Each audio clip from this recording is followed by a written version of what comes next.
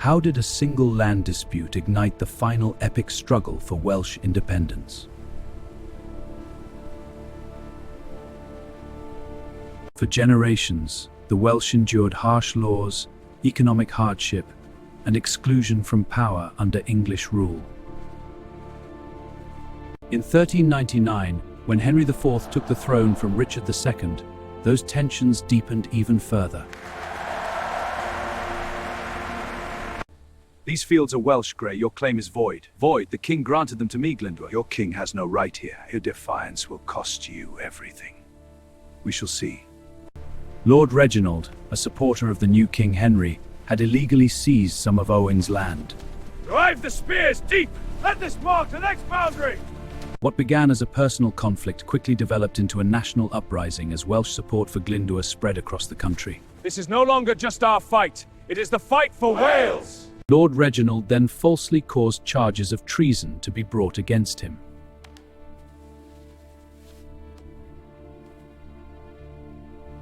In response, Glyndwr declared himself the true Prince of Wales and began a rebellion. I am Owain Glyndŵr, Prince of Wales!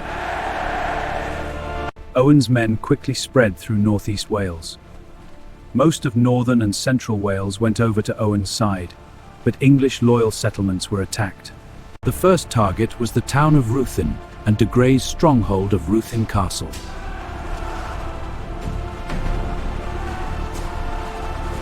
The gates to the village were stormed, the village sacked, and the castle was sieged.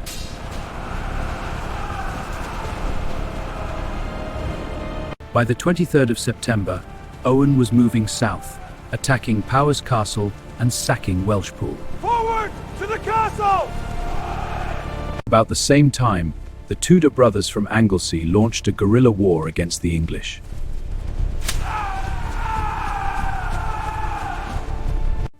Our family's loyalty to King Richard is our greatest honor. Indeed, we must stand firm against any who question it. Our name, Tudor, demands nothing less. Our loyalty is unwavering. Soldiers, advance and flank right. Move as one. Keep formation. Press the attack. Good. Now hold and prepare to advance again. Well done, men. Stay sharp. King Henry IV of England, on his way back from invading Scotland, turned his army of some 13,000 men towards Wales. In a rapid campaign, Henry led his army around North Wales. He was harassed constantly by bad weather and the attacks of Welsh guerrillas. When he arrived on Anglesey, he harried the island, burning villages and monasteries.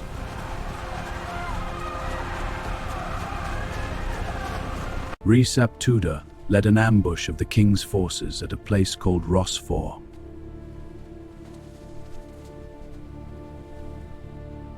Glyndwr's men used their knowledge of the terrain to their advantage. Rather than confronting the English army in open battle, they waited until the force was stretched out and vulnerable. Welsh fighters then attacked suddenly from cover, striking quickly and causing confusion and panic among the English troops. The bulk of the army retreated to the safety of Beaumaris Castle while those cut off were killed. On Good Friday in 1401, Conwy Castle, a large stone fortress built by Edward I beside the River Conwy, was lightly guarded because many of the English soldiers were attending church. All but 5 guards had left the castle to attend. The 2 Welsh cousins, Rhys and Gwilym, approached the gate, pretending to be carpenters sent to carry out repairs. The guards allowed them inside without suspicion. Enter then. Once within the castle, the 2 Welsh brothers attacked the few guards that were on duty. Now, push!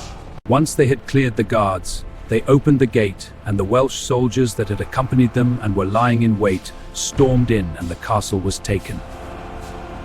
With the situation deteriorating for the English, King Henry appointed Percy, widely known as Hotspur. Hotspur's uncle, the Earl of Worcester, held a similar appointment in the south. Their positions were simple: to bring the country to order. Henry Percy had men-at-arms and 300 archers. He knew that to get inside so formidable a fortress. The castle is yours, and the terms are met. An agreement was reached and the castle returned. A few months after Conwy Castle was taken, English authorities were in force around 1200 gathered. They were ordered to move eastwards through mid-Wales with the aims of hunting down Owain. At the same time, Owain and his followers were moving through the same region. As the English force moved inland, they entered the upland boggy terrain around Mynydd Hydgyn. Seeing the English army stretched out and struggling in the hills, Owain decided to engage and charged at the English from the top of the hill. Hold the line! Do not break! Sir, don't stand the altar. Reform now! What began as an organized advance quickly turned to a disorderly retreat. If this tale of Welsh defiance gripped you like the video, some others of the stories, and comment your thoughts on Owain's legacy.